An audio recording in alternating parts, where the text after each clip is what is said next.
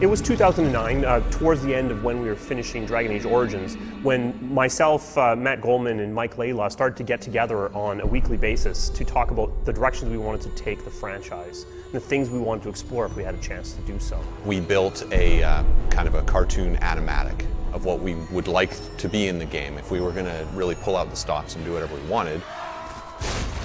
It's actually very much like the beginning of the game. There's a conversation wheel, there's a dragon airstrike, you're a cool badass warrior with spiky armor chopping Murlocs in half by the millions.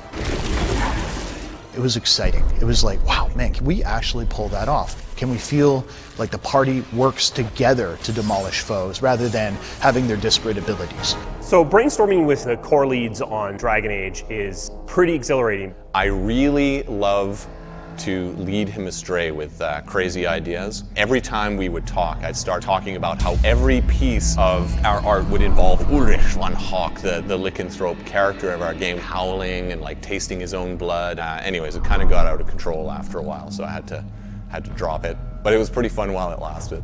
You know, the final beautiful touch of it was when we said, what if we could tell a story that was more personal? And that's where the idea of Hawk, the champion of Kirkwall, and that rise to power over a decade of history came out. Where Origins really shone by having this huge epilogue, it had thousands of variations based on the choices you've made. Instead, we've moved that into the gameplay. People you've interacted with at the beginning of the game are going to have their kind of situations profoundly affected by their interaction with Hawk, your character.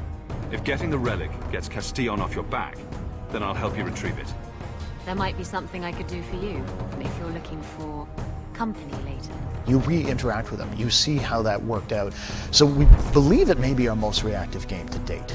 So here we were, we finished these brainstorming sessions. There's a lot of stuff on the whiteboards. There's a lot of pie-in-the-sky ideas.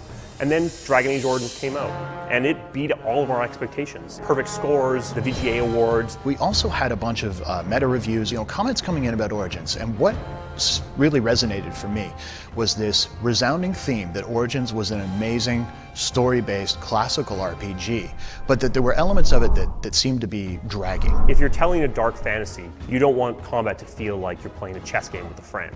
So that seemed to be the reviews. No one was really panning the game to me. It let you have this cool tactical experience, and obviously the story was intense, well loved. But the question for me was, is there any way that we could just take the RPG concepts, the very core tenets of it, and move it forward into a newer feel, something that would work as well on the consoles as it did on PC? We've really stuck to our vision. We've kept what was good about Origins and shaved off the edges and made something really unique. Matt wanted much more composed imagery, places that played up the character. I wanted combat that felt like it wasn't silently rolling dice behind the scenes, that felt like when I was pushing a button it was responding and my characters were responding accordingly. But because it looks faster, because it's got a character with a voice, because of this historical story we're going to do, it ran the risk of people saying, oh my god, that is so different, I'm not sure it's for me.